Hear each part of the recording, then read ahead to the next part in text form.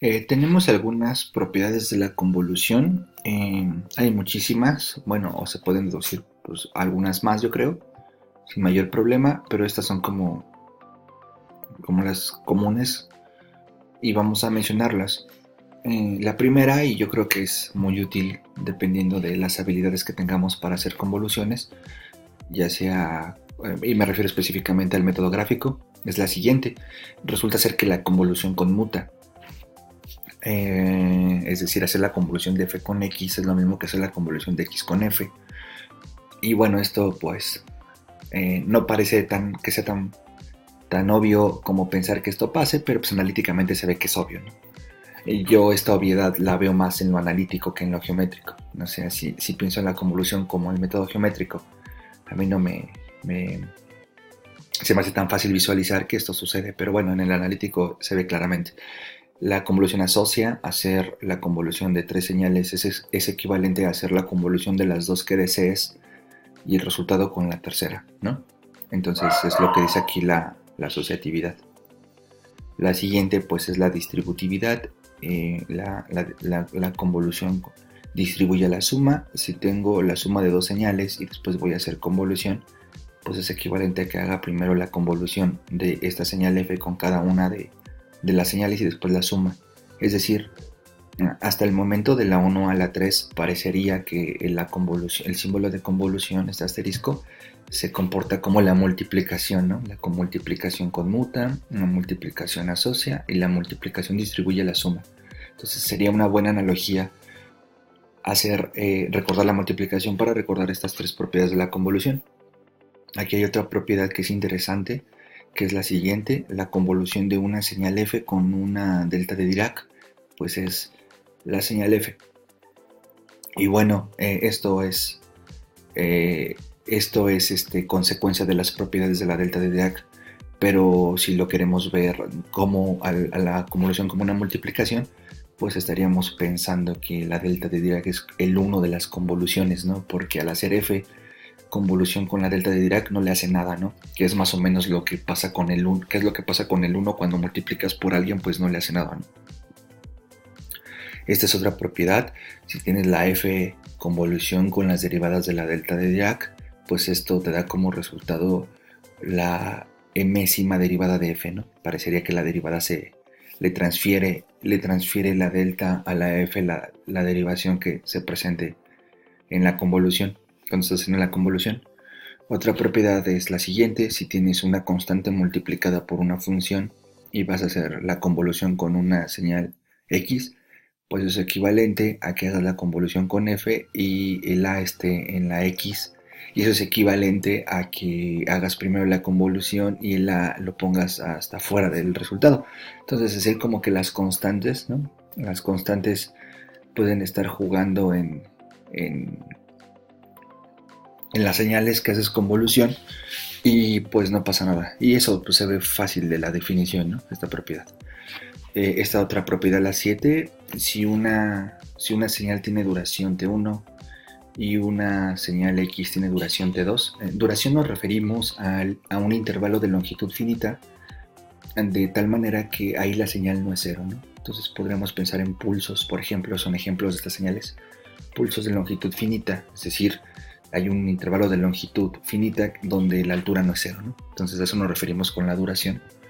Entonces si tiene señales de duración finita, por ejemplo que una dure de menos 3 a 4, tendría duración de 7, que una dure de 5 a 2, perdón, de 2 a 5 tendrá duración 3. Entonces esos son ejemplos de señales de duración finita. Entonces la convolución de estas señales pues tiene también duración finita, y la longitud de duración es la suma de las duraciones. Entonces, por ejemplo, en lo que había comentado, de menos 3 a 4 tiene duración 7, de 2 a 5 tiene duración 3, entonces la convolución tendrá duración 10. ¿Ok? Eso es lo que habla esta propiedad, la 7. Ahora, por ejemplo, consideremos un número que no sea 0, un número a que no sea 0, cualquier número real que no sea 0.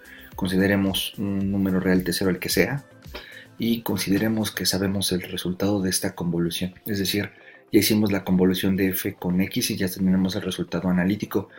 Entonces, pues pasa lo siguiente. La propiedad 8.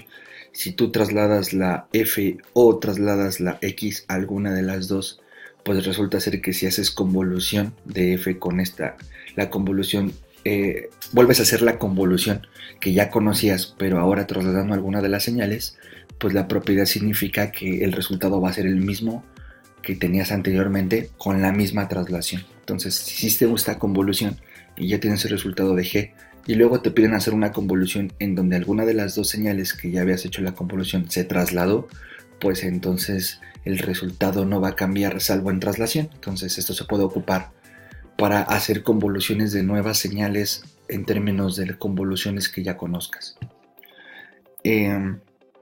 La propiedad 9 te dice lo siguiente: si ya conoces la convolución de dos señales y tienes el resultado que es la g, entonces la propiedad 9 te dice que al hacer la convolución de las señales escaladas en el mismo factor de manera horizontal, pues entonces el resultado de esta convolución es equivalente a tomar a la señal g y escalarla en el mismo factor horizontal. Que era g, era el resultado de la convolución de las señales sin escalar, y después escalarla verticalmente por 1 entre la norma de a, ¿no? O sea, el valor absoluto de a, porque pues, puede ser positivo o negativo. Pedimos que no sea 0 porque estamos dividiendo. El resultado implica una división, entonces esto no se vale si la es 0, ¿no? ¿Okay? Y si la es 0, pues entonces no tendríamos señales, tendríamos constantes. Y pues eso no converge, ¿no? Si haces la convolución de dos constantes, pues no converge porque pues estarías multiplicando dos constantes que nunca se anulan, y la integral de dos constantes es la multiplicación de dos constantes es una constante, y la integral de una constante de menos infinito a infinito es infinito, ¿no? O sea, no tendría sentido hacer la convolución porque pues eso no te da un resultado finito. La otra es si ya tenías el resultado de estas dos convoluciones, que era la g, y entonces ahora vas a hacer convolución con sus derivadas, ¿ok? De una enésima derivada de la f y una enésima derivada de la x. Pues resulta ser que el resultado va a ser el mismo que tenías, el de g, y la g la vas a derivar tantas veces como la suma de m y n, ¿no? Entonces, si aquí tienes segunda derivada y aquí tercera derivada, el resultado sería el que conocías, pero derivado 5 veces. Entonces, cada una de estas propiedades se pueden deducir a partir de la definición y ocupando propiedades de integración, ¿sí? Entonces, yo he puesto aquí como, digamos, las deducciones de la 1 y de la 4, como a forma de ejemplo, para ver que eso es cierto. He puesto un ejemplo más y cierro con algunas observaciones de convolución. Obviamente esto no es todo, sino pues hay muchas cosas de convolución. Esto sería como la operatividad que uno necesita para comenzar a aprenderla, ¿no? Pero bueno, entonces el 1 nos dice que la convolución conmuta. Entonces, a ver, ¿a qué nos referimos con esto? Cuando uno ve el símbolo de convolución, se ha definido como la señal que está a la izquierda se sustituye por el término tau, y la señal que está a la derecha se sustituye por el término, la t, su argumento, se sustituye por t menos tau, ¿ok? Esa es la manera en que se ha definido la convolución. Entonces, en principio, pensar que si tenemos x convolución con f, pues eso implicaría que entonces ahora la x, si esto lo cambio de lugar, pues entonces la x sería x de tau y f sería de t menos tau, pero no sabemos si podamos cambiarlas de lugar, ¿no? Entonces, este procedimiento pues indica que sí se puede hacer eso. Entonces, cambio de variable, hacemos u igual a t menos tau, derivamos con respecto de tau, nos queda menos 1. Por lo tanto, si de aquí despejamos a la tau, nos queda que tau es t menos u. Entonces escribimos esta integral en términos de la nueva variable que es la u. Entonces sería f de tau, pero ya no ponemos tau porque tenemos un cambio de variable. Sería t menos u, ¿ok? Y x de t menos tau, pues es x de u, ¿ok? Y el diferencial de u es, el diferencial de tau es menos el diferencial de u, aquí ponemos un menos. Ajustamos los límites de integración. Cuando tau tiende a menos infinito, u tiende a más infinito. Cuando tau tiende a infinito, u tiende a menos infinito. Aquí tenemos esto, ¿no? Entonces, estos límites de integración están de infinito a menos infinito, los intercambiamos y al intercambiarlos, pues genera un menos, con este menos nos da más, ¿ok? Esta multiplicación de funciones la multiplicación conmuta, entonces vamos a poner esta función del lado izquierdo y aquí tenemos esta estructura. Es x de u, f de t menos u, diferencial de u de menos infinito hasta infinito. Esto no es más que la convolución de x con f, pero pues en lugar de tener la letra tau tenemos la letra u, pero pues la integral es la misma, lo único que cambia es la letra. Por lo tanto, esto es la integral de x con f. ¿Qué significa esto? Que hacer la convolución de f con x es lo mismo que hacer la convolución de f con x es lo mismo que hacerla de f con x es lo mismo que hacerla con x y f, ¿no? O sea, podemos intercambiar los lugares. ¿Eso para qué nos sirve? Pues bueno, por ejemplo, si estamos haciendo el método gráfico, en el método gráfico una señal se queda fija, la otra se invierte y se empieza a trasladar. Entonces, eso, ¿qué significa eso? Que cualquiera de las dos señales puedes dejar fijas si quieres hacer la convolución y la otra la inviertes y la trasladas para encontrar los límites de integración y el resultado no va a cambiar. Entonces, en ese sentido, para eso nos serviría la conmutatividad, ¿no? De entrada. Ok, el ejemplo 4 nos dice que la convolución de f con delta es la f. Bueno, entonces, a ver, f convolución con delta, pero por conmutatividad eso es lo mismo que delta convolución con f. Por definición, esto es delta de tau, f de t menos tau. Multiplicación, puedo conmutar estos dos, nos queda f de t menos tau, delta del tau, diferencial de tau.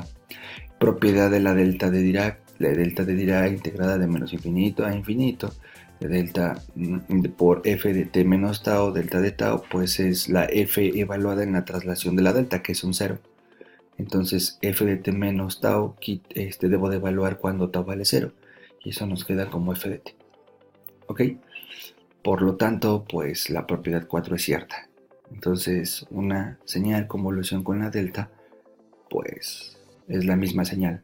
¿Ok? Entonces aquí tenemos un ejemplo.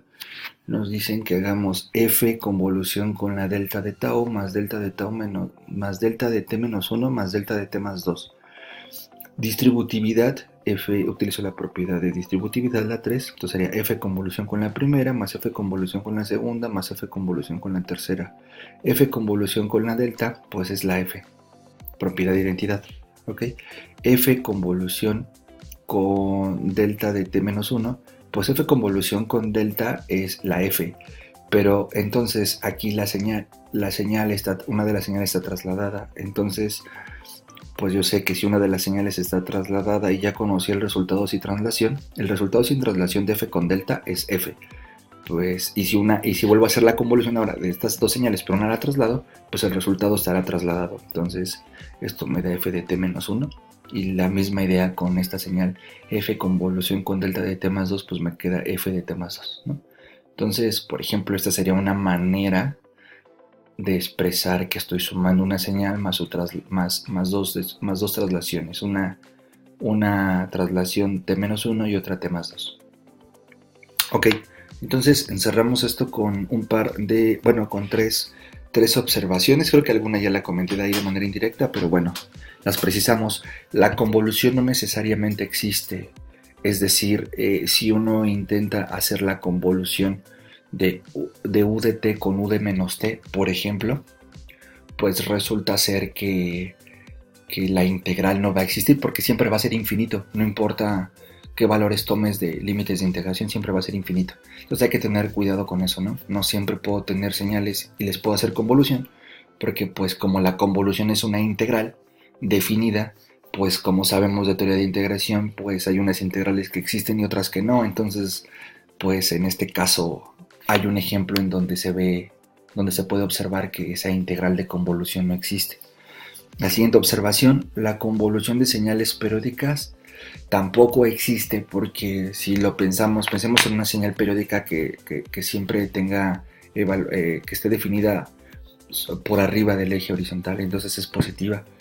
Si lo hacemos convolución, por ejemplo, con ella misma, entonces al dejar la señal fija y luego invertir a la otra, que es ella misma, porque estoy haciendo convolución de la señal con ella misma, y al estar haciendo las multiplicaciones y estar moviendo la señal, pues voy a tener, como es periódica, pues voy a tener áreas infinitas. Entonces, pues tampoco va a existir porque pues la integral me va a integrar infinito siempre porque voy a tener ese problema en cuanto a al área. Por lo tanto, hay algo que se define como la convolución periódica, que precisamente se realiza entre señales periódicas, y la definición se parece mucho, solo que pides que la integral no vaya de menos infinito hasta infinito, sino pides simplemente que la integral la hagas en una longitud de un periodo, ¿no? Pero bueno, eso es solamente una observación. Otro resultado, bueno, otra observación es que la convolución es más suave que las señales involucradas. Por ejemplo, si yo no hace convolución con dos señales, por ejemplo, con dos, la que habíamos visto en esta secuencia de videos, por ejemplo, el triangulito con el rectángulo, pues cuando hicimos la convolución salió algo que era como un rectángulo, pero suavizado. ¿A qué me refiero con suavizado? O sea, no había como esquinas, sino eran curvas. Todas las estaba compuesta por constantes y curvas. Entonces a eso nos referimos con más suave, ¿no? No tiene tantos la función resultante no tiene tantos picos. Por ejemplo, en donde había picos en el triángulo, pues en los vértices, ¿no? Donde había picos, perdón, en el triángulo en los vértices, en el rectángulo, pues también, ¿no? En los vértices hay como picos. Estos, cuando hacemos la convolución de esas dos señales, esos picos no se ven en la geometría del resultado. A eso nos referimos con más suave respecto a la cuestión gráfica, ¿no? Y bueno, entonces hasta aquí dejamos esta parte de propiedades de la convolución.